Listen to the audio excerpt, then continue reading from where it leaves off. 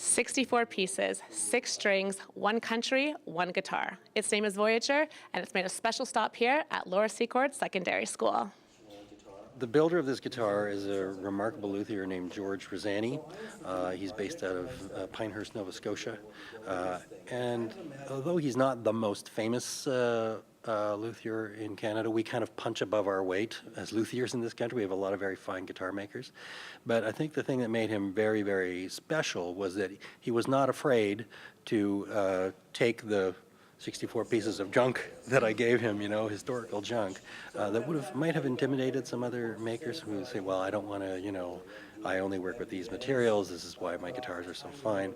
And quite fearlessly, George took on the challenge of working with some very difficult material and to create something beautiful and playable and just tremendously special.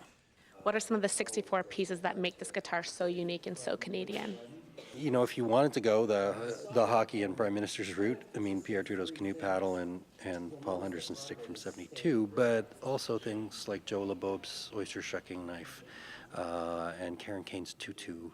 I think the danger in asking the question, what makes it so Canadian, is that what people immediately put in their mind is, oh, what are those emblematic things? And it's like, well, we have to get better at having a conversation that includes more people in what that definition is. Now, Dave, what does it mean to you to have Jowi Taylor and Voyageur visit Laura Secord Secondary School? It's a great honor because he's married sort of the idea of a cool idea becoming reality. But not just that, he's got history, he's got culture, and he's got music, and everyone asking questions about, what is quintessentially Canadian, and of course, what all the pieces coming together is kind of a great picture for the students and myself to experience. Now, who are the students that get to play this guitar? We had 2 students from Laura Secord, Olivia, who writes her own music, and so she sang a song, her own composition. And then we have Dexter, who wanted to feature the guitar a little bit more, so he was doing a little bit more guitar-only stuff to show it off a little bit.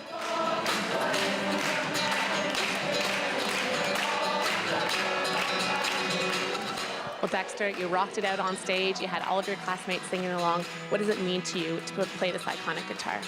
Well, it's such a special thing for sure. Being able to play what I've always done, what I've always known, which is playing music, playing guitar, being able to do that with such a special instrument. The things that guitar represents are, everything I love about Canada. It's togetherness, it's inclusive attitude, everything about Canada. It's a piece of history that you get to make something out of, which is something very rare. And I feel very honored to be able to have been a part of that. Olivia, you were great on stage. I loved your original piece. Did most of your classmates know you could sing and play that way? I think my close friends knew, but not many of my classmates know. What does it mean to you to play this iconic guitar? It was actually really amazing because I didn't understand how important this guitar was until today's presentation. So I was like, oh my gosh, I'm going to be playing that guitar. How did it feel playing Voyageur? It was great. I was nervous. I was like, oh my gosh, don't drop it. It's an important guitar.